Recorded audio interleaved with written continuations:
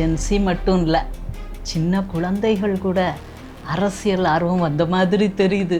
யார் நம்மை ஆள போகிறா, அரசியலில் யார் ஹெட்டு, 10 வயசு 12 வயசு அதுக்கும் சின்ன குழந்தைகள், இவங்களுக்கெல்லாம் அந்த ஃபுல் டோட்டாலிட்டி ஆஃப் த விஷயங்கள் புரியாட்டாலும் அவங்களும் ஆசை காட்டுறாங்க. ஒரு குழந்தைய நீ என்ன ஆக போகிற, நான் டாக்டர் ஆக போகிறேன், இப்போ எல்லாம் பொலிட்டிஷியன் ஆக போகிறேன்னு மாறிட்டாங்க. காரணம் one and only Vijay sir. Yes, one and ஒன்லின்னு சொல்ல முடியாது, but he played a major part. அதாவது இவங்களுடைய நம்பிக்கையின்மை தான் ஆக்ஷனாக வெளிப்பட்டிருக்கு. ஓகே, இனிமே ஒரு கட்டத்தில் பொங்கிட்டாங்க, ஒரு கட்டத்தில் பொங்கிட்டாங்க, ஆனாலும் நிதானமாக இருக்காங்க. ஓகே ஓகே, அவுட் ஆஃப் கண்ட்ரோலாக போல. பணம் கொடுத்தாதான் எதுவும் நடக்கும். நாங்கள் அப்படியே ராஜாக்கள் மாதிரி இருப்போம், நீங்கள் எல்லாம் அடிமையாக இருங்க. கரப்ஷன் தான் ஃபர்ஸ்ட் ரீசன். நிச்சயமாக கரப்ஷன் வெறுப்பு கொண்டு வருது எல்லார்ட்டையும். கரப்ஷன் எதுக்குனாலும் கையை நீட்டிடுவாங்க. வணக்கம். இன்றைய நமது சிறப்பு விருந்தினர் மனநல மருத்துவர் டாக்டர் சுபா சார்லஸ் அவர்கள். வணக்கம் மேம். வணக்கம். எப்படி மேம் இருக்கீங்க? நல்லா இருக்கேன். Super ma'am. எப்போதுமே உளவியல் சார்ந்து கேட்பேன், இன்னைக்கு உளவியல் சார்ந்து தான் கேட்க போகிறேன், ஆனால் அரசியல் கொஞ்சம் இருக்கும். ஓ சரி. ஜென்சிக்கு அரசியல் ஆர்வம் அதிகமாக வந்துருச்சு, அரசியல் அதிகமாக உற்று நோக்குறாங்க அப்படின்னு பேசப்படுது. என்ன காரணம்னு நினைக்கிறீங்க? ஜென்சி மட்டும் இல்லை, சின்ன குழந்தைகள் கூட அரசியல் ஆர்வம் வந்த மாதிரி தெரியுது. யார் நம்மை ஆள போகிறா, அரசியலில் யார் ஹெட்டு, 10 வயசு 12 வயசு அதுக்கும் சின்ன குழந்தைகள், இவங்களுக்கெல்லாம் அந்த ஃபுல் டோட்டாலிட்டி ஆஃப் த விஷயங்கள் புரியாட்டாலும் அவங்களும் ஆசை காட்டுறாங்க. யார் அதுவும் இப்போ தற்சமயம் விஜய் அவர்கள் ஆள்றாங்க, தமிழ்நாட்டை ஆள்றாங்க. இந்த மாற்றத்திற்கு மெயின் காரணம் இந்த குட்டி குட்டி குழந்தைகளும் இளைஞர்களும், 18 வயதுலேருந்து 24 வயது உள்ள இளைஞர்களும், அதுக்கப்புறம் கொஞ்சம் கிழவிகளும், தாய் கிழவிகள்னு சொல்லக்கூடிய என்ன மாதிரி. எஸ், அதான் உண்மை. ஸோ தாய் கிழவியை பிரபலப்படுத்தினது நம்ம ராதிகா. அவங்க ரொம்ப அழகாக அந்த சிவகார்த்திகேயன் அவங்கெல்லாம் சேர்ந்து எடுத்த அந்த ஃபில்ம் ரொம்ப பெரிய ஹிட். ஸோ சமுதாயத்தில் இவங்க எல்லாமே இப்போது தாய் கிழவி அப்படின்னா அவங்களுக்கு உரிய ஒரு பெண்ணிற்கே உரிய வேலைகள்லாம் முடிஞ்சிருச்சு, மெனோபாஸ் ஆயிரும். அதுக்கப்புறம் அவங்களுடைய பெண் தன்மை கொஞ்சம் ஒரு லிபர்ட்டி எடுக்கும். ஸோ இந்த காலகட்டங்களில் அது எப்போவுமே அப்படித்தான்.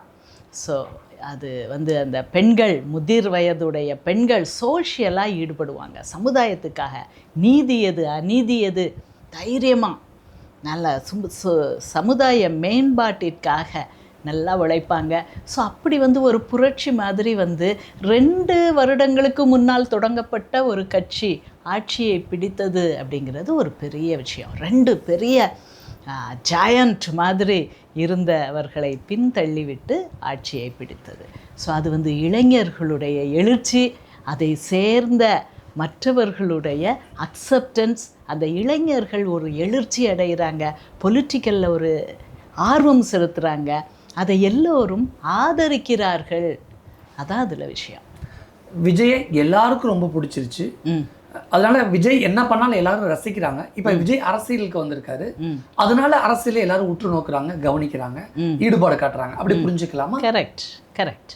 இதற்கு முன்னாடி தலைமுறையை ஒப்பிடும் பொழுது இப்போ இருக்கக்கூடிய ஜென்சி தலைமுறையோட இந்த அரசியல் பார்வை ஒப்பிட்டு சொல்ல முடியுமா? முன்னால் அரசியலில் இளைஞர்கள் ஈடுபடக்கூடாது. யாரோட ஆசை? அம்மா அப்பாவுடைய ஆசை.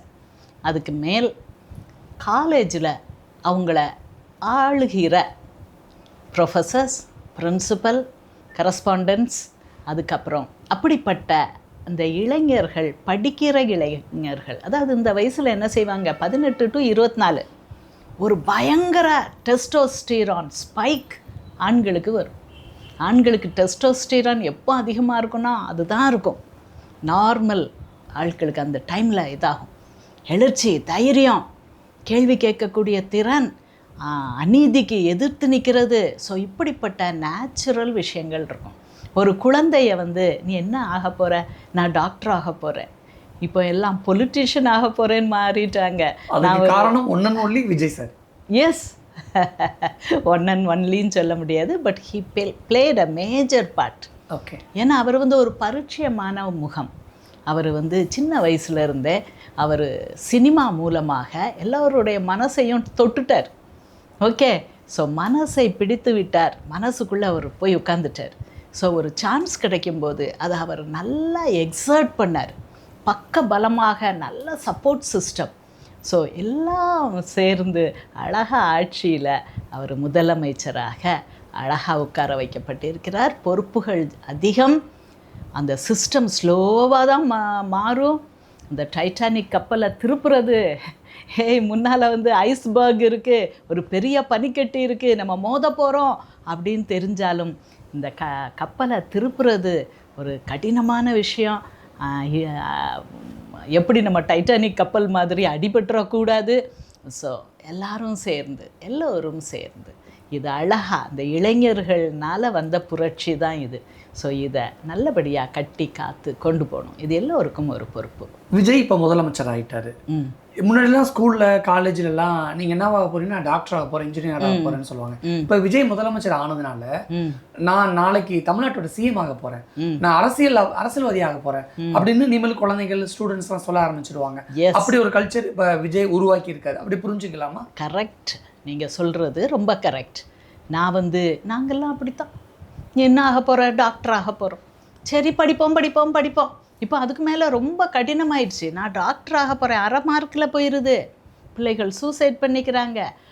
படித்து டாக்டர் ஆகி அதுக்கு மேலேயும் படித்து இவங்க வாழ்க்கையில் செட்டில் ஆக ஒரு 40 வயசு ஆகும். ஆமாம், ஒரு ப்ராக்டிஸ் வந்து ஒரு சிஸ்டத்துக்கு கட்டுப்பட்டு இப்போ எல்லாம் கார்ப்பரேட் ஹாஸ்பிட்டல்ஸ் தான். இவங்க வந்து நோயாளியை குணமாக்கணும், நான் சர்வீஸ் பண்ணணும், நான் தொண்டு பண்ணணுன்ட்டு தான் இந்த இளைஞர்கள் டாக்டர் மருத்துவ சேவைக்கு வர்றாங்க. பணம் சம்பாதிக்கணும் அப்படின்ட்டு வர்றவங்க ரொம்ப குறைவு. ஆனால் படித்து முடிக்கும்போது பணம் கொடுத்தா தான் நீ வேலையில் இருக்கலாம். கார்ப்பரேட் ஹாஸ்பிட்டல்ஸ் அப்படி மாற்றிடுறாங்க. நீ நிறைய இன்வெஸ்டிகேஷன் எழுது, நிறைய டெஸ்ட் பண்ணு, தேவையில்லாத மருந்துகளை கொடு, தேவையில்லாத பரிசோதனைகளை செய், தேவையில்லாத அட்மிஷன் போடு, இப்படி சொல்லி அதை மாற்றிடுறாங்க. இதெல்லாம் வெறுத்துடுச்சு இளைஞர்களுக்கு. டாக்டராகி என்ன செய்ய, இன்ஜினியராகி என்ன செய்ய, கடைசியில் நீ லஞ்சம் கொடுக்காமல் அநியாயத்துக்கு உள்ளீடாகாமல் இதில் உன்னால் என்ன செய்ய முடியலையே அப்படின்னு சொல்லி மாணவர்கள் வேலை வாய்ப்பு இல்லை, ஃப்ரஸ்ட்ரேட் ஆகுறாங்க. அவங்க ஆசைகள் நிறையா இருக்குது, அவங்க எனர்ஜி நிறையா இருக்குது. ஆனால் இந்த எனர்ஜியையும் ஆசையையும் இந்த அம்பிஷன்ஸையும் விஷஃபுல் திங்கிங் இதெல்லாம் வழிப்படுத்த வழிமுறைகள் இல்லையே அப்படின்னு சொல்லி எரிச்சலில், கோபத்தில், ஃப்ரஸ்ட்ரேஷனில், ஆர்வத்தில், ஆசையில் அவங்க அரசியல் பக்கம் திரும்புகிறாங்க. ரொம்ப வரவேற்கப்படத்தக்க ஒரு விஷயம். நான் உளவியலாக கேட்குறேன் மேம், ஐடியாலஜி பாலிடிக்ஸை விட பர்சனாலிட்டி பாலிடிக்ஸை தான் ஜென்சி எதிர்பார்க்குறாங்க, விரும்புகிறாங்க அப்படிங்கிற ஒரு பார்வை இருக்குல்ல. அதாவது தத்துவங்களோ இல்லை கைடிங் பிரின்சிபிள்ஸோ வேல்யூ சிஸ்டமோ முக்கியம் இல்லை, எங்களுக்கு ஆள் தான் முக்கியம் அப்படி சொல்கிறீங்களா? எஸ், அதுதான் முக்கியம்னு நினைக்காங்க. எஸ், யூஷுவலாக ஐடியாலஜின்னு என்னது? Just concepts, just ideas, just thoughts. அப்போ இது உளவியலாக எப்படி அணுகிறது? இதுக்கு இவர் வழிகாட்டியாக இருப்பார். அதாவது வேலை வாய்ப்பு இன்மை இருக்குது, இதுக்கு இதுக்கு ஒரு வழிகோலாக இருக்கலாம். வழி தேடுதல் தான். எப்படி, யார், எங்கே போக, என்ன செய்ய அப்படிங்கிற ஒரு ஆர்வம் தான். இவர் வந்துடுவாரா, இவர் எங்களுக்கு லீடராக வந்துடுவாரா, இவர் எங்கள் எல்லார் மனசுலையும் ஆல்ரெடி அவர் ஒரு ஆக்டரா, ஒரு பெஸ்ட் ஆக்டரா, அநீதிகளை எதிர்க்கக்கூடிய ஒரு ஆக்டரா, நல்லா ஐடியாஸை சொல்கிற ஒரு ஆக்டரா அவர் அக்செப்ட் பண்ணப்பட்டிருக்கிறார். அப்போ இவர்கிட்ட நம்ம முதலமைச்சர் பதவியை கொடுத்துட்டா, நம்ம நாட்டை ஆள்ற பொறுப்பை கொடுத்துட்டா, எங்களுக்கு வேலைவாய்ப்பு இருக்காது, எங்கள் எனர்ஜிக்கு ஒரு வழிகாட்டியாக இருக்கலாம், இந்த போதை இருக்காது. இவ்வளோ அவங்களுக்கு எனர்ஜி வரும்போது இந்த எனர்ஜியை கட்டுப்படுத்த நாங்கள் மாத்திரைகள் கொடுப்போம், மாத்திரைகள் கொடுத்து தூங்க வைப்போம். இளைஞர்கள் என்ன செய்கிறாங்க, போதைக்கு போகிறாங்க. இந்த போதையை எடுத்துக்கிட்டால் அந்த இவ்வளோ ஆக்டிவாக இருக்க பிரெயினை கொஞ்சம் அமைதிப்படுத்தலாம். சாதாரண மக்களுக்கும் அப்படித்தான். சாதாரண ஏழைகளுக்கும் ஆசை இருக்கும், அம்பிஷன் இருக்கும், நாங்கள் ஆளணும் அப்படின்ட்டு ஒரு ஆசை இருக்கும், நல்லது தான் நடக்கணும், தீமை ஒழிக்கப்படணும், இது எல்லாருடைய ஆசை தான். அப்போ அவங்க என்ன செய்கிறாங்க, அதுக்கு வழி இல்லாத போது குடிக்கு போயிடுறாங்க. ஸோ அநீதிகள் எப்பவும் பெருகும்போது அதுக்கு எதிராக எப்பவும் ஒரு ஃபோர்ஸ் இருக்கும். ஃப்ரெஞ்சு புரட்சி அது ஒரு ஃபோர்ஸ், நேபாளத்தில் நடந்தது அது ஒரு ஃபோர்ஸ். அதே மாதிரி இந்த ஃபோர்ஸ் முன்னால் யாரும் நிற்க முடியாது. ஆனால் அதே சக்தியே அழகாக வழிகாட்டப்பட்டு அழகாக சேனலைஸ் ஆச்சுன்னா அவங்கள யாரும் அடிக்க முடியாது. ஜென்சிக்கு அதிகமாக அரசியல் ஆர்வம் வந்துருச்சு, அரசியலை அதிகமாக உற்று நோக்குறாங்க. அவங்களுக்கு எவ்வளோ தூரம் அரசியல் புரிதல் இருக்குன்னு தெரியலை, ஆனால் அரசியல் புரிதல் இல்லை அப்படிங்கிற விமர்சனம் பொதுவெளியில் வைக்கப்படுது. ஆனால் ட்ரெடிஷ்னலாக இருக்கக்கூடிய ட்ரெடிஷ்னல் பாலிடிக்ஸை பார்த்து ஜென்சி வைக்கக்கூடிய கேள்விகள் அதிகமாக இருக்குது. அது ஏன்? அது கரெக்ட். ஏன்னா இவங்க எங்களுக்கு 80 வயசாயிடுச்சு, அதனால் எனக்கு தான் எல்லாம் தெரியும். அதான் நான்சென்ஸ். நான் ரொம்ப நாளாக பாலிட்டிக்ஸில் இருக்கேன், நான் ரொம்ப நாளாக இந்த கட்சியில் இருக்கேன், இல்லை இந்த கட்சியில் மாறுவேன், இல்லை அந்த கட்சியில் இருந்தும் மாறுவேன். ஸோ அதனால் எனக்கு தான் நல்ல பாலிட்டிக்ஸ் தெரியும், நான் எத்தனையோ நாள் எம்எல்ஏயாக இருந்திருக்கேன், நான் அமைச்சராக இருந்திருக்கேன், எனக்கு தான் எல்லாம் தெரியுமா? No, never.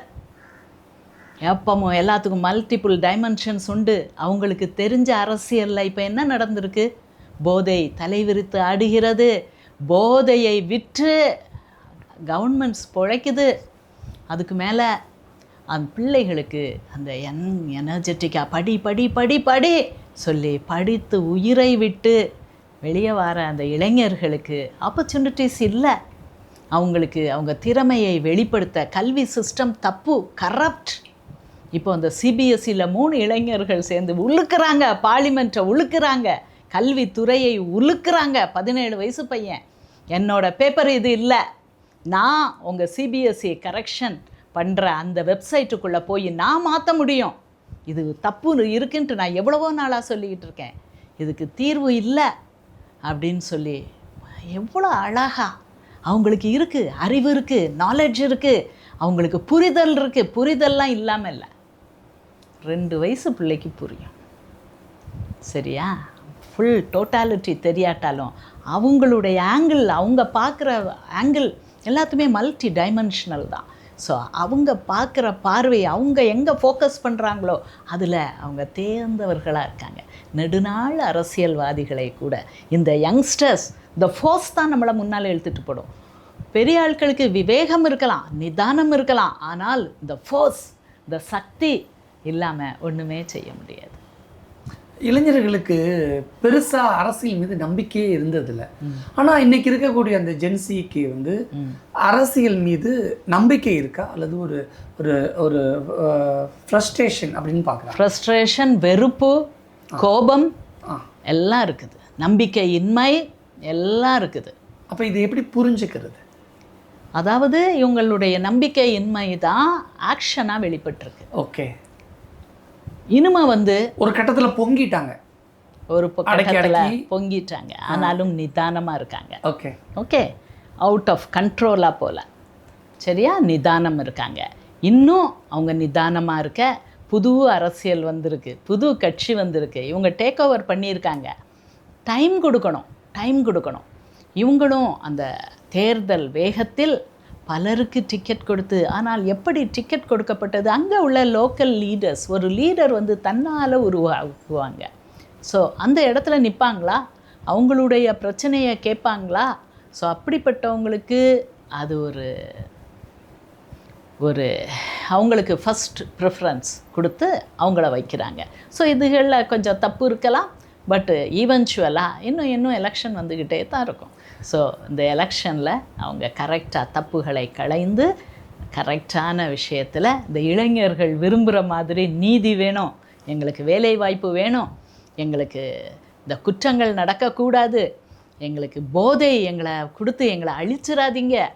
ஸோ இப்படிப்பட்ட விஷயங்களில் தெளிவாக அந்த அரசியல் போகும்போது, நிதானமாக கரெக்டாக போகும்போது அது எல்லாம் கரெக்டாக நடக்கும். இப்போ இருக்கக்கூடிய இந்த ஜென்சி ட்ரெடிஷ்னல் பார்ட்டிஸை, அதாவது பாரம்பரியமான அரசியல் கட்சிகளை ரிஜெக்ட் பண்ணுறதுக்கு காரண காரியம் என்ன?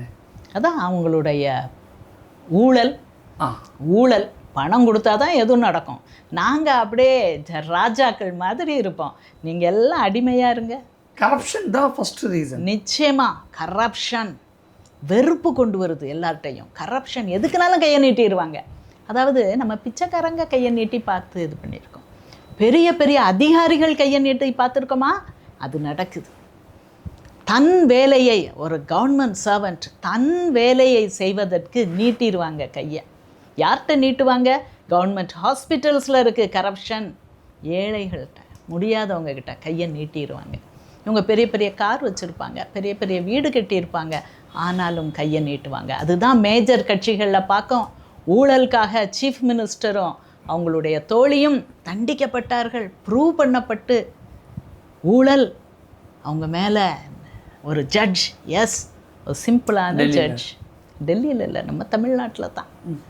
அதிமுகன்ட்டு எம்ஜிஆர் கொண்டு வந்த அந்த கட்சி ஊழல் அதனால் நிறையா இருக்குது. திமுகலையும் இருக்குது. அதை தான் 2 மேஜர் கட்சிகள்னு சொல்கிறோம். திமுகலையும் இருக்குது. இவங்க 2 பேரும் மேஜர் கட்சி தான். இன்னும் நிறைய பேர் மனசில் அவங்க குடி இருக்காங்க தான். அவங்களுக்கு இந்த கட்சியில் பாரம்பரியமாக வந்தவங்கெல்லாம் இருக்கிறாங்க. ஆனாலும் ஒரு குட்டி பையன், ஒரு சுண்டைக்கா பையன் திடீர்னு வந்து ஆட்சியை பிடிச்சிட்டார். ஸோ இந்த சிறுவர்கள், அதாவது தற்குறிகள் என்று சொல்லக்கூடிய கூட்டமெல்லாம் சேர்ந்து இப்போ ஆட்சியில் இருக்காங்க. ஸோ இவங்களுக்கு நம்ம டைம் கொடுக்கணும். இந்த இளைஞர்களுக்கு ஒரு பொறுமை வேணும், ஒரு நிதானம் வேணும், ஒரு கருணை வேணும். சக மனிதனை நான் அடித்து நான் சாப்பிடக்கூடாது, நான் வாழக்கூடாது. இப்படிப்பட்ட அந்த தியாக மனப்பான்மை வேணும். உண்மையிலே சர்வீஸ் மனப்பான்மை வேணும். அப்போது இந்த கட்சி என்றும் நிற்கும். இந்த மீம்ஸ் கல்ச்சர் அரசியல் சிந்தனையை, அரசியலோடைய போக்கை மாற்றுகிறதா? நிச்சயமாக, நிச்சயமாக. மீம்ஸ் அப்படிங்கிறது ஒரு ஐடியா, ஒரு கான்செப்ட். ஸோ இந்த மீம்ஸ் அதுதான் எப்பவும் மாறும். ஒபாமா எப்படி ஆட்சிக்கு வந்தார்? We want change, simple words தான். காந்திஜி எப்படி வெள்ளையனே வெளியேற்றினார்? வெள்ளையனே வெளியேறு, இந்திய பொருட்கள் வாங்கு, தேசி அஹிம்சா. இப்படிப்பட்ட அந்த சின்ன சின்ன கான்செப்ட், வார்த்தைகள் பெரிய கான்செப்டை சொல்லுது. ஸோ இப்படிப்பட்ட விஷயங்களுக்கு பின்னால் நம்ம இந்தியாவே திரண்டு இந்த வெள்ளையர்கள் வெளியேறிவிட்டார்கள். இப்போவும் அதே நம்ம காந்திஜி அவர் பெரிய பென்ஸ் கார்லையும் அதுலேயும் இதுலேயும் போனாரா, பெரிய பவர்ஃபுல் மேன். ஆனால் சிம்பிளிசிட்டி தான். ஒரு சாதாரண இந்தியனுக்கு எந்த துணி இருக்கோ அதை தான் நான் போடுவேன். ஸோ அவர் ஒரு பெரிய பவர், நம்ம உலகமே வியக்கக்கூடிய ஒரு பவர். காந்திஜியும் அவருடைய அஹிம்சா. நாங்கள் சுட்டு நீ பிடிக்கியா, நாங்கள் அஹிம்சாவில் பிடிப்போம். நாங்கள் கத்தியும் இன்றி ரத்தமும் இன்றி நாங்கள் ஆட்சியை பிடிப்போம். பிடித்தார். ஸோ அதே மாதிரி இப்போ திருப்பி இளைஞர்கள் திரும்பி இருக்காங்க. இதே டெம்போவில், இதே இதில் சர்வீஸ் தான், எங்களுக்கு சர்வீஸ் தான். முன்னால் மேலை நாட்டுகள்லேருந்து வந்தாங்க, மிஷினரிஸ்ன்னு சொல்லுவாங்க. இந்த மிஷினரி ஜீல் அப்படின்னா அந்த ரியல் மிஷினரி ஜீல் என்னது? நான் ஒரு ஐடியா வச்சுருக்கேன், இதை எல்லாத்துக்கும் சொல்லணும். நீ ஏற்ற தாழ்வுகள் கிடையாது. நீ சன் ஆஃப் மேன் தான், ஆனால் நீ சன் ஆஃப் காட் ஆகலாம், அவ்வளோ பவர்ஃபுல் நீ அப்படின்னு சொன்ன ஒரு கான்செப்ட். 2000 வருஷத்துக்கு முன்னால் ஒருத்தர் சொன்னார். அடித்து கொன்னாங்க, அவரை சிலுவையில் ஏற்றுனாங்க. ஆனாலும் அந்த கான்செப்ட் இன்னைக்கு 2000 வருஷத்துக்கு முன்னால் எல்லாரும் கடவுளாக நினைக்காங்க. மனுஷகுமாரன்னு அவரே சொல்லுவார், கடவுள் அப்படின்னு நினைக்காங்க. ராஜாவாக உட்கார்ந்துருக்காரு. ஸோ எல்லார் மனதிலையும். ஸோ அதே மாதிரி இந்த இளைஞர்களும் வருவாங்க, நல்ல கான்செப்ட்ஸை கொண்டு வருவாங்க. நல்ல அநியாயங்களை அல்ல, நியாயங்களை கொண்டு வருவாங்க. சர்வீஸ் பண்ணுறத அவங்களுடைய கொள்கையாக வைப்பாங்க, ஜெயிச்சிருவாங்க. இன்றைக்கி இருக்கக்கூடிய இந்த காலகட்டத்தில் இன்ஸ்டாகிராம், யூடியூப், ரீல்ஸ் மூலமாக ஒரு பொலிட்டிக்கல் ஒப்பீனியன் உருவாகிறது அப்படின்னு சொல்கிறாங்க. அப்படி தான் உருவாகிறதா? ஆமாம். இப்போ மீடியா ரொம்ப பவர்ஃபுல்லாக இருக்குது. எல்லார் கையிலையும் ஒரு மீடியா இருக்குது, எல்லார் கையிலையும் ஒரு செல்ஃபோன் இருக்குது. எல்லாரும் அவங்க ஐடியாஸை சொல்லலாம். முன்னால் ஒரு நியூஸ் பேப்பர் வரும், ஒரு நாள் ஆகும், நியூஸ் வெளியே வர 2 நாள் ஆகும். அதை பார்த்து நம்ம ஜஸ்ட்டு வேடிக்கை பார்ப்போம். இப்போ அப்படி இல்லை, எல்லாரும் பார்ட்டிசிபேட் பண்ணணும்னு நினைக்காங்க. அரசியலில் ஈடுபடணும், நான் ஒரு பெரிய சேஞ்ச் கொண்டு வரணும், அந்த சேஞ்சில் நான் ஒரு முக்கியமான ஆளாக இருக்கணும், நானும் ஒரு பங்காற்றணும், நானும் கைத்தட்டி அவங்கள எல்லாத்தையும் என்கரேஜ் பண்ணணும் அப்படி சொல்லி எல்லோரும் ஈடுபட வேண்டும். அரசியல் எல்லோருடைய பொறுப்பு. முன்னால் என்ன நினச்சோம், அரசியல் சில குற்றவாளிகளுடைய பொறுப்புன்னு தான் இருந்துச்சு. இப்போவும் குற்றவாளிகள் இருக்கிறாங்க, எம்எல்ஏயாக இருக்காங்க, அப்படி இருக்கிறாங்க. ஆனாலும் இந்த சேஞ்ச் ஆரம்பிச்சிட்டு இளைஞர்களுடைய அபரிதமான அந்த எனர்ஜி பார்த்து எல்லாரும் கொஞ்சம் பயப்படுறாங்க. ரொம்ப நம்ம ஆட முடியாது போல் இருக்கு, ரொம்ப அநியாயம் செஞ்சுக்கிட்டு போக முடியாது போல் இருக்கு, ரொம்ப கரப்ஷன்லையும் இவங்களை எல்லாம் போதையை கொடுத்து அப்படி அடக்கி வச்சு அவங்கள தூங்க வச்சு அவங்கள வியாதிக்காரங்களாக்கி குடும்பத்தை சிதைத்து நான் வாழணும் அப்படிங்கிறதெல்லாம் இனிமே செல்லுபடியாகாது. இது டிஜிட்டல் வேர்ல்டு அப்படிங்கிறதுனால ஒரு வைரல் கண்டென்ட் அரசியல் போக்கையே மாற்றுமா, பாதிக்குமா? நிச்சயமாக பாதிக்கும், நிச்சயமாக பாதிக்கும். இதுதான் பிரெஞ்சு புரட்சி 1789. பசி, சாதாரண மக்களுக்கு பசி. அப்போ 3 குரூப் பெருசாக இருந்தாங்க. யார்? மத குருமார்கள். அவங்க கையில் தான் பாலிட்டிக்ஸ், ஒரு நாட்டுடைய கண்ட்ரோல் எல்லாம் இருந்துச்சு. அதுக்கப்புறம் அந்த நோபல் பீப்புள் எல்லாம், ராயல்ட்டி, பிரபுக்கள், ராஜாக்கள், இவங்களுடைய ஆட்கள். அதுக்கப்புறம் காமன் பீப்புள். இந்த மத குருமார்கள் பண்ணுற அட்டகாசம் தாங்க முடியாது. கிறிஸ்டியானிட்டி தான், கிறிஸ்டியன் மத குருமார்கள் பண்ண அட்டகாசம் சொல்லலாம்.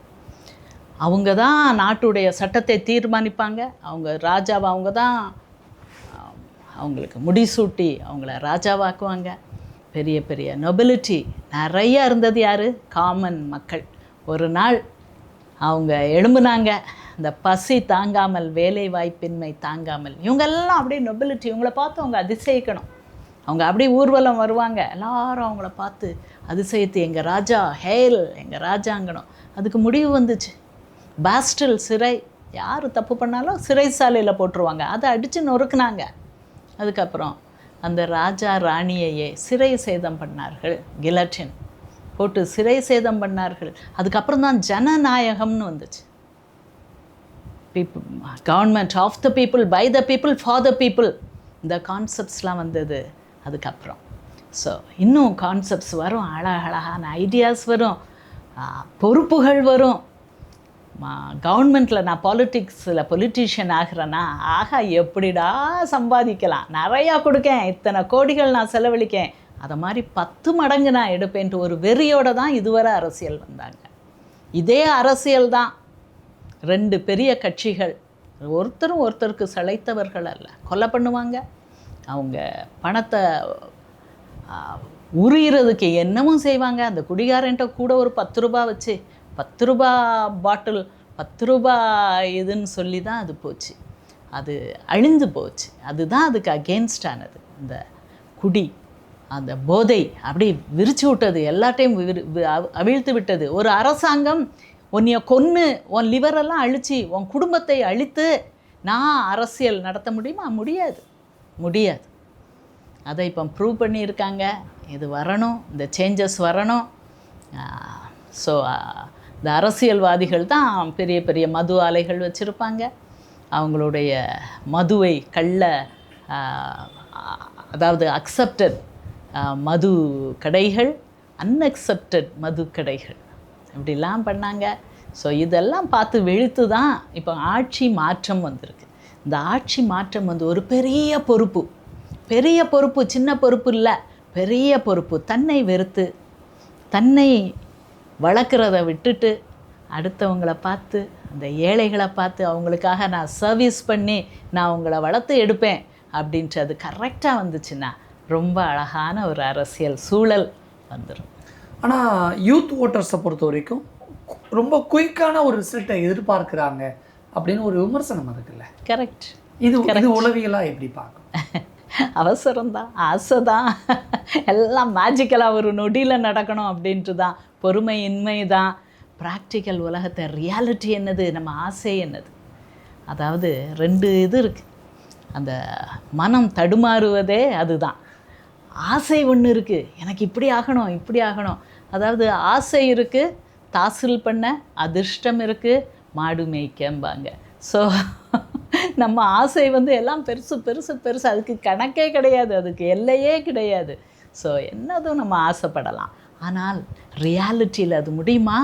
எல்லாருக்கும் வேலை வாய்ப்பு கொடுக்கணும், முடியுமா? முடியுமா? எல்லாருக்கும் கவர்மெண்ட் வேலை கொடுக்குமா? கொடுக்க முடியாது, கொடுக்க முடியாது. அதே மாதிரி ஒவ்வொருத்தரும் அந்த ரியாலிட்டி அண்ட் அவர் ஐடியல், நம்ம இது நம்ம ஆசை, இது நம்ம கனவு, இது நம்ம கற்பனை, இந்த ஆசையை நம்ம ரியாலிட்டி டச்சோடு கொண்டு போக கடின உழைப்பு தேவை, சாக்ரிஃபைஸ் தேவை, ஒழுக்கம் தேவை. இது எல்லாத்தையும் புரிஞ்சுக்கிட்டாங்கன்னா, அது புரிகிறது கொஞ்சம் கஷ்டம்தான், பட் புரிஞ்சுக்கிட்டாங்கன்னா அது கரெக்டாக வந்துடும். சிஸ்டம் சரியில்லை அப்படின்னு சூப்பர் ஸ்டார் ரஜினிகாந்த் சொன்னார். ஆனால் சிஸ்டத்தில் சேஞ்ச் வேணும் அப்படிங்கிற உணர்வு எல்லாருக்குள்ளேயும் மெல்ல மெல்ல வந்துருச்சுல்ல, இது ஏன், எதுக்கு? அதாவது சிஸ்டம் சரியில்லை, எஜுகேஷன் சிஸ்டம் சரியில்லை, அதுதான் இளைஞர்கள் இப்போ சொல்கிறது. சிபிஎஸ்சி அப்படின்ட்டு நடக்கக்கூடிய இந்த பிள்ளைகளுடைய ஃப்யூச்சரை தீர்மானிக்கக்கூடிய சின்ன இளம் பையங்க, நாளைக்கு அவங்க தான் நம்மளை ஆளணும், அவங்க தான் ஹாஸ்பிட்டல் கட்டணும், அங்கே தான் நான் போய் படுக்கணும். ஆனால் அப்படிப்பட்ட இளைஞர்களுக்கு அவங்க ஆசைப்படி நடக்கலை. நீ என்ன மார்க் எடுக்க, நீ அரை மார்க் முன்னையா பின்னையா, உண்மையிலே நான் சர்வீஸ் பண்ணணும், நான் ஆசையில் இருக்குது. எனக்கு மெடிக்கல் எஜுகேஷன் ஈஸி கிடையாது, அது படிக்கணும் படிக்கணும் படிச்சுக்கிட்டே இருக்கணும், கடைசி வரைக்கும் படிக்கணும். இன்றைக்கி வரைக்கும் நான் உட்காந்து 4 மணி நேரம் படித்தா தான் நான் ஒரு டாக்டராக, மனநல மருத்துவராக நிற்க முடியும். ஸோ உலகம் மாறிக்கிட்டே இருக்குது, அறிவு பெருத்துக்கிட்டே இருக்குது, அது கோப்பப் பண்ணி வர முடியணும். அப்படிப்பட்டவங்களை தான் டாக்டர் ஆக்கணும். ஆனால் பேராசையினால் காசை கொடுத்து பிடிச்சிருவோம் சீட்டை, கரப்ஷன் பண்ணி பணத்தை கொடுத்து சீட்டை பிடிப்போம். அவனுக்கு படிப்பில் ஆசை இருக்கா, ஆசை இல்லையா, திறமை இருக்கா, திறமை இல்லையா, அவன் படிச்சுட்டு அரசியல்வாதி மட்டும்தான் ஆக போகிறாரா? ஒரு சீட்டை காலி பண்ணிடுறாரு இல்லையா? ஒரு சீட்டு படிச்சுட்டு நீ டாக்டர் ஆகி நீ சமுதாயத்துக்கு உன்னுடைய கடமையை ஆற்றலைன்னா ஒரு சீட்டு வேஸ்ட். ஆனால் அதை பற்றிலாம் யாருக்கும் கவலை இல்லை. ஸோ இப்படிப்பட்ட அந்த சிஸ்டம்ஸ் மாறுபடணும். நிறைய ஓட்டை, ஏன்னா எல்லா இடத்துலையும் ஓட்டை இருக்கும். ஸோ அந்த ஓட்டை வழியாக தப்பிச்சுக்குவாங்க, எலி மாதிரி அந்த ஓட்டை வழியாக எப்படியாவது ஓடி சரி பண்ணிடுவாங்க. ஸோ இதெல்லாம் அடைக்கப்பட வேண்டும். மனசாட்சின்னு ஒன்று வேணும். அதை தான் அந்த இளைஞர்கள் தைரியமாக கேட்க ஆரம்பிக்கிறாங்க. I welcome them, I welcome this force. இந்த ஃபோர்ஸ் அவுட் ஆஃப் கண்ட்ரோல் மட்டும் போகாமல் இருந்தால் அது ரொம்ப நல்ல ஒரு ஃபோர்ஸ், ஒரு எனர்ஜி, ஹியூமன் எனர்ஜி எவ்வளவோ சாதிக்கும். அது பாசிட்டிவாகவே இருக்கணும், நெகட்டிவாக திரும்பி இருக்கக்கூடாது. எதிர்காலத்தில் இந்த ஜென்சியோட பாலிடிக்ஸ், அரசியல் எப்படி மாறும், என்னவா மாறும்னு நினைக்கிறீங்க? இப்போ காக்ரோச் பார்ட்டி வந்துருச்சு. ஸோ காக்ரோச் மாதிரி அவங்க போட்டுக்கிட்டு காக்ரோச் மாதிரி இது பண்ணுறாங்க. யாருமே எதிர்பார்க்கல அவ்வளோ ஒரு ஆதரவு. அது நாட் ஓன்லி யங்ஸ்டர்ஸ், மிடில் ஏஜில், ரொம்ப ஓல்ட் ஏஜில் இருக்கிறவங்க கூட அது ஆதரவு தெரிவித்தாங்க. எஸ், காக்ரோச் ஜனதா பார்ட்டி அத்தனை பேர் சேர்ந்துட்டாங்க. Okay, so cockroach Janata party. Cockroach என்னது, எல்லாரும் வெறுக்கிற கரப்பாம்பூச்சி, எல்லாரும் வெறுக்கிறது. இந்த கரப்பாம்பூச்சியை நேசிப்பார் உண்டோ? இல்லை. ஆனால் இப்போ எல்லாரும் நேசிக்காங்க, எல்லாரும் ஆச்சரியமாக பார்க்காங்க. இது என்ன செய்யும் அப்படின்ட்டு, சமுதாயத்தில் தாழ்த்தப்பட்ட, நீ வேண்டாம், நீ தாழ்த்தப்பட்டவன், நான் பேர் வைக்கிறேன், உன்னைய அன்டச்சபிள்னு பேர் வைக்கிறேன். இப்படிப்பட்டவங்க தான் அங்கே லீடர், அவங்க தான் அதை லீட் பண்ணுறாங்க. பெரிய ஆச்சரியம். ஆக்சுவலாக காக்ரோச்னு ஒருத்தர் திட்டுனார், ஒரு பெரிய ஜஸ்டிஸ், சீஃப் ஜஸ்டிஸ், அது காக்ரோச் மாதிரிட்டு அருவருப்பாக பேசின வார்த்தை இப்போ அட்ராக்டிவாக மாறிடுச்சு. ஒரு பயங்கரமான அரசியலை இந்தியாவில் இது வரைக்கும் ஆண்டுக்கு இருக்கக்கூடிய ஒரு அரசியலை ரொம்ப சிம்பிளாக, நாகரிகமாக, நாசுக்காக சொல்லிட்டீங்க. ஆனால் எல்லா அரசியல் தலைவர்களுமே ஒரே மாதிரி தான் அப்படிங்கிற ஒரு மனநிலை எல்லாருக்குள்ளேயுமே இருக்குல்ல. அப்போ அதுக்கு என்ன சொல்யூஷன்? அதாவது நல்ல ஒரு இன்ட்ரெஸ்டிங் கொஸ்டின். மனநிலை, மைண்ட் செட், எல்லா அரசியல்வாதிகளும் ஒரே மாதிரி தான். கரெக்ட். அது எந்த கட்சி நேம் வேணால் மாறலாம். முக்காவாசி அரசியல்வாதிகள், முக்காவாசி கொஞ்சம் பேர் டிஃப்ரெண்ட்டாக இருப்பாங்க, ஒரே மனநிலை தான். ஒவ்வொரு ஜாபுக்கும் ஒரு மனநிலை உண்டு. டாக்ஸி டிரைவர்னால் அவங்களுக்கு ஒரு மனநிலை இருக்கும். அவங்க அப்போ தான் அவங்க ப்ரொஃபஷனில் பொழைக்க முடியும். டாக்டர்ஸ் அப்படின்னா ஒரு மனநிலை இருக்கும். நோயாளினா ஒரு மனநிலை இருக்கும். ரயில்வேயில் வேலை பார்க்குறாங்களா, அவங்களுக்கு ஒரு மனநிலை இருக்கும், குடிக்க அடிமையாகுவாங்க. டீச்சர்னால் ஒரு மனநிலை இருக்கும், ஸ்டூடெண்ட்னா ஒரு மனநிலை இருக்கும், காமன் பீப்புள்னா அவங்களுக்கு ஒரு மனநிலை இருக்கும். மைண்ட் செட் ஒவ்வொருத்தருக்கும் இந்த பலவிதமான மனநிலைகள் சேர்ந்தது தான் ஒரு ஊர், ஒரு நாடு. இவ்வளோ நாளும் அழகாக அந்த மனித இனம் தழைத்து கொண்டு இருக்கிறது. பலவிதமான மனநிலைகள் வேண்டுமா வேண்டாமா? வேணும். ஒருத்தருக்கு மட்டும் ஒரு மனநிலை இருக்குமா? அப்படி இல்லை. பலவிதமான மனநிலைகள். Mind flexibility, executive functions of the brain சொல்கிறாங்க.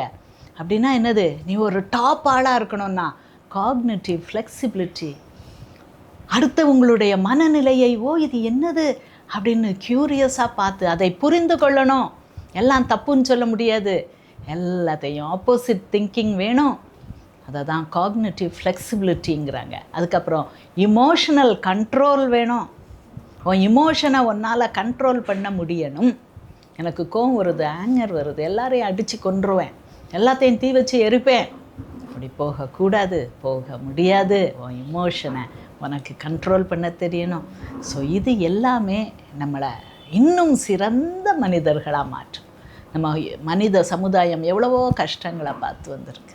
இன்னும் போர் எங்கெல்லாமோ நடக்குது. ஸோ இது எல்லாமே போய் இந்த இளைஞர்கள் தான் வழிகாட்டணும். நாங்கள் பின்னால் இருந்து நாங்கள் ஐடியாஸ் சொல்லுவோம், கான்செப்ட்ஸ் சொல்லுவோம், உங்களை அமைதிப்படுத்துவோம். இந்த ஃபோர்ஸ், இந்த எனர்ஜி, அட்டாமிக் எனர்ஜி இருக்குது, அது அணு சக்தியை பெரிய பீஸ்ஃபுல் விஷயத்துக்கும் பண்ணுறாங்க, அழிக்கவும் பண்ணுறாங்க. ஸோ அது பெரியவர்கள் என்று சொல்லிக்கிறவர்கள், அது அரசியலில் அனுபவம் வாய்ந்தவர்கள்னு சொல்லி கொள்கிற பெரியவர்கள் அதை கண்ட்ரோல் பண்ணி அதை அழகாக அந்த அமுக்கிறதில்ல, அடக்கிறதில்ல. சக்தியை ஒரு நாளும் அடக்க முடியாது. ஒரு பவரை எப்படி அடக்க முடியும்? முடியாது. கரெக்டாக சேனலைஸ் பண்ணணும். ஓகே, அது நம்மளுடைய கலாச்சாரத்தில் இருக்குது. சிவதாண்டவம், கோபம், பவர் எல்லாம் சேர்ந்தது சிவதாண்டவம். ஸோ இந்த சிவதாண்டவம் ஆடும்போதும் சிலவர்கள் ரொம்ப அழகாக ஆடுவாங்க.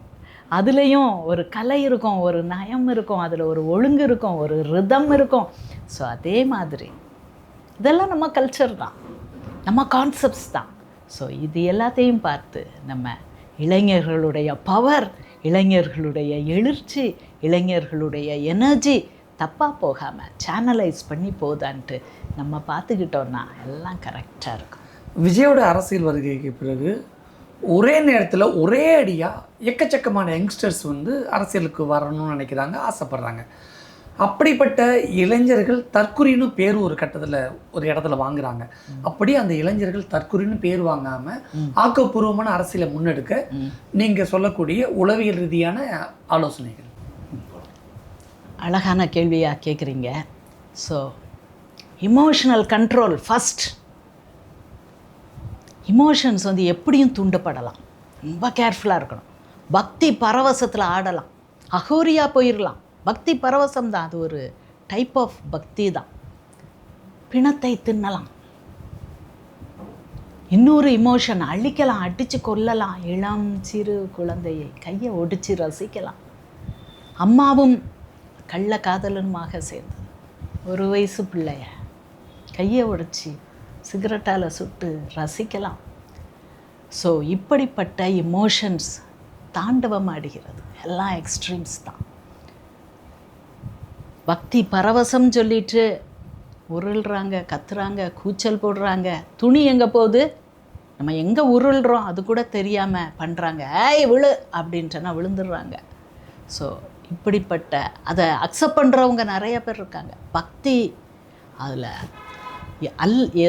அத்து மீறுவதை ரசிக்கிறவங்க இருக்காங்க. நம்ம அக்செப்ட் பண்ணுறதும் நம்ம கல்ச்சர்லே இருக்குது. அதே மாதிரி நீ கோவப்படுறியா, நீ இது பண்ணுறியா, அன்டச்சபிலிட்டி, அப்படி இப்படி என்ன பல வகையான எமோஷன்ஸ் இருக்குது. ஸோ இந்த எமோஷன்ஸை கண்ட்ரோல் பண்ணணும், ஒழுங்கு பண்ணணும். நான் கூச்சல் போடுவேன், கத்துவேன், பண்ணமா அப்படி செய்யக்கூடாது. அதுதான் இந்த தற்குறி அப்படிங்கிறாங்க. அதை வந்து அழகாக கண்ட்ரோல் பண்ணி எடுத்த உடனே கையை ஓங்கக்கூடாது, அடிக்கக்கூடாது, கத்தக்கூடாது. அந்த இளைஞர்களுக்கு பெரிய பவர் இருக்குது, எனர்ஜி இருக்குது. வயதானவர்களுக்கு இல்லாத எனர்ஜி இருக்குது. இதை விடாமல் செய்யக்கூடிய திறமையும் இருக்குது. அப்போ அவங்களுக்கு என்ன வேணும்?